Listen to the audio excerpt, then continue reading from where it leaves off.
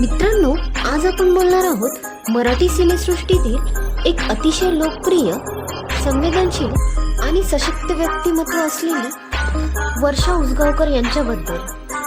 विशेष म्हणजे त्यांनी आयुष्यात आई न होण्याचा निर्णय का घेतला यामागचं खरं कारण। वर्षा उसगावकर 90च्या दशकात मराठी आणि हिंदी सिनेमात आपली वेगळी छाप पाडणारी अभिनेत्री, सौंदर्य, अभिनय आणि सहजता यांचं परिपूर्ण मिश्रण म्हणजे वर्षा उसगावकर।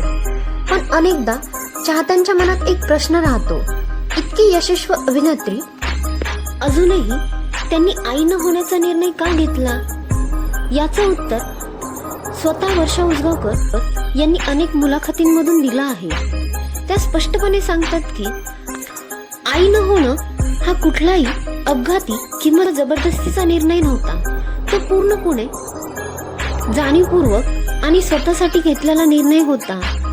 वर्षा उसगावकर यांच्या मते आई होणं हे आयुष्यातील एक सुंदर पर्व असू शकतं, पण ते प्रत्येक स्त्रीसाठी अनिवार्य असायला असं नाही।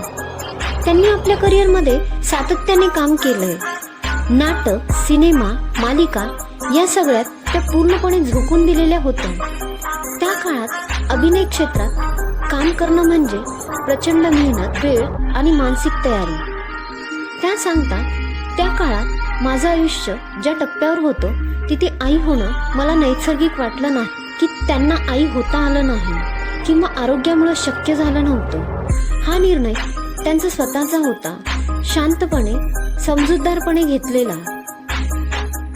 आणखी एक महत्त्वाची गोष्ट म्हणजे त्यांना या निर्णयाचा कुठलाही पश्चाताप नाही। त्या आजही आयुष्यात समाधानी आहेत। कुटुंब, नाती, मित्र, चाहत्यांचं प्रेम यातून त्यांनी ममतेचा अनुभव वेगळ्या पद्धतीने घेतला। त्या म्हणतात, आईपण म्हणजे फक्त जैविक नातं नसते, ते भावना, काळजी आणि प्रेमाचं रूप। आजच्या समाजात आई व्हायलाच हवं असा दबाव असतो। उसगावकर यांचा निर्णय खूप धाडसी आणि प्रेरणादायी ठरतो।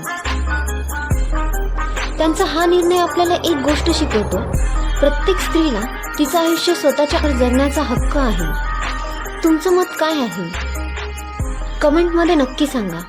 अशाच मराठी कलाकारांच्या आयुष्यातील न सांगितलेल्या गोष्टी जाणून घेण्यासाठी व्हिडिओला लाईक करा, शेअर करा आणि चॅनलला सबस्क्राईब करायला विसरू नका।